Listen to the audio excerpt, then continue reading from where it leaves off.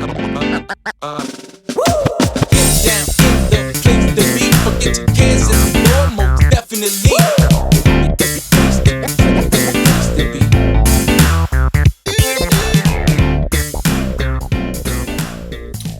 Welcome back to my film and TV channel. I hope you're all staying safe and well. Another catching up with. Yes, I don't often go over to Peacock, but if you've got to produce stuff like this, I might try and seek out more stuff. But I know it's not always been a fantastic station or actual site for good stuff, but this certainly is good stuff. Of course, I'm catching up with Poker Face. Yes, I missed the first season.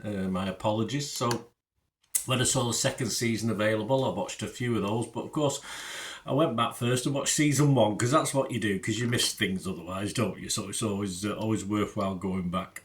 And of course I've now watched 17 episodes. There was 10 in series 1, and I've watched 7 of series 2 now, of which I think there's 12, so we've got another 5 which I will be seeking out. And I don't always say that when I'm watching these things. I usually watch a few and then find other things to watch and sort of miss out, even stuff I sort of like. So, but certainly with this Poker Face, I will be trying to find the last 5 episodes, because, yeah, I enjoyed it. Simple as that. It's comedy drama, of course, created by Rian Johnson for the streaming service Peacock.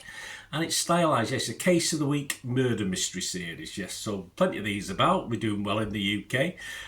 In the US, they're doing pretty well as well. We'll compare them to a couple of classics in a minute, or certainly one classic that I still love watching now, even though I loved watching it as a kid.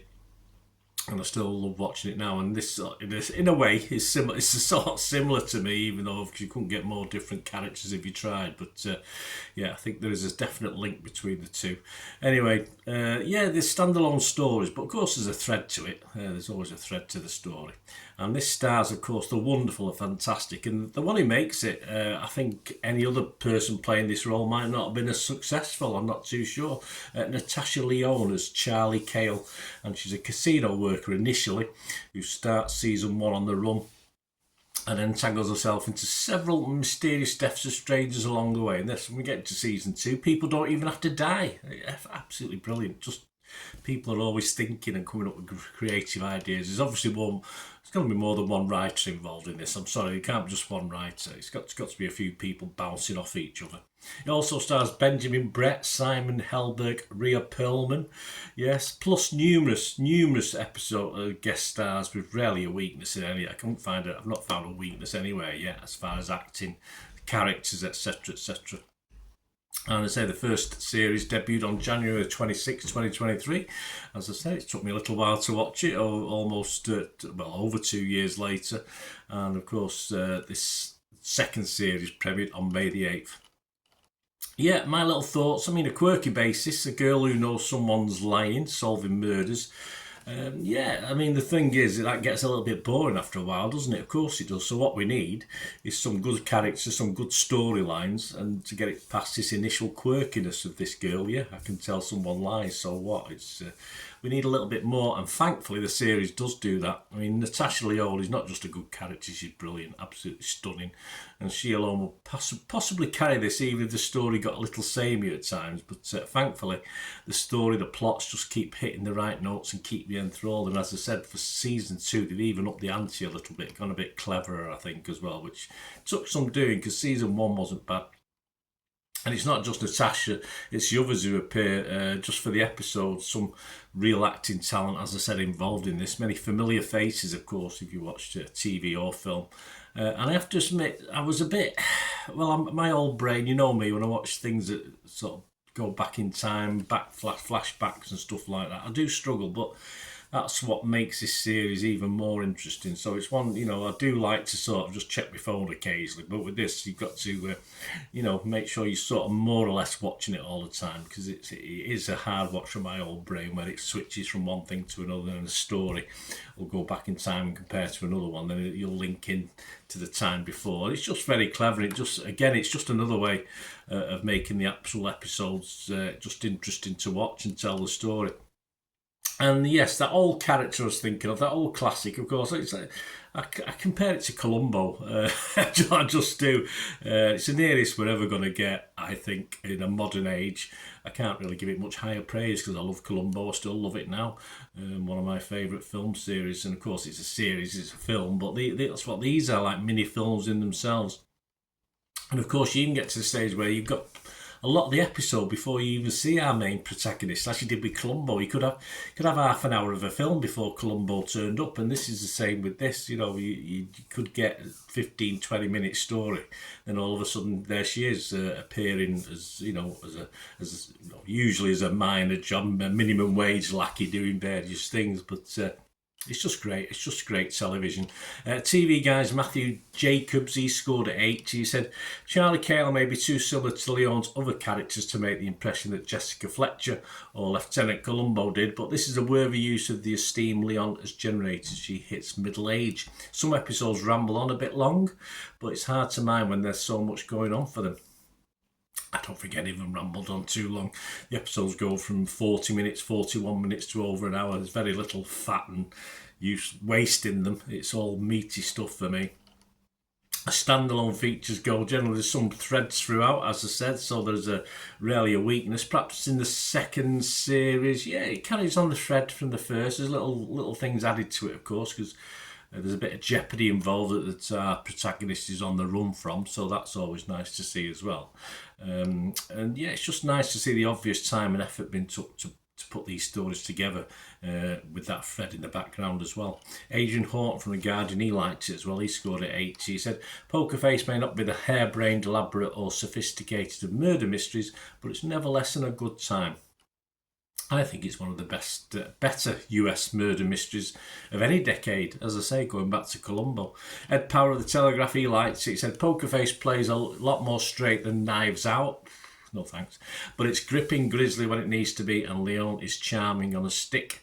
Charm on a stick as well. Anyone who claims they aren't enjoying it is probably telling porcupines. Yeah, Knives Out and that type doesn't hold a candle to this, I'm afraid. I compare stuff like Knives Out very badly with typically some good UK stuff of the similar ilk, but this is up there. This is fantastic. I'll leave the last word as far as critics are concerned with David Opie from Empire magazine. He scored at 8 and said, if the impressive highs of season 2 are anything to go by, Poker Face could easily go on for 10 more seasons and just get better each time. No lies detected. Yes, please. 10 series. Yes. All right, perhaps another 8, but we'll see. Score-wise, yeah, not a lot wrong with this. Rotten Tomatoes, 159 critics, 157 fresh, 2 rotten. Metacritic, 65 were positive, 3 were mixed, miserable buggers, and 0 negative. Metacritic users, just 6.6, which is a little bit low. Rotten Tomato users, 70%, again, a little bit low. Again, it's a style of series that probably won't appeal to many, well, not many, but probably won't appeal to everybody. There's no blood and gore or guts and sex in this thing, as obviously our protagonist falls in love a couple of times, but yeah, so it does limit its overall demographic, its overall watchability, I suppose.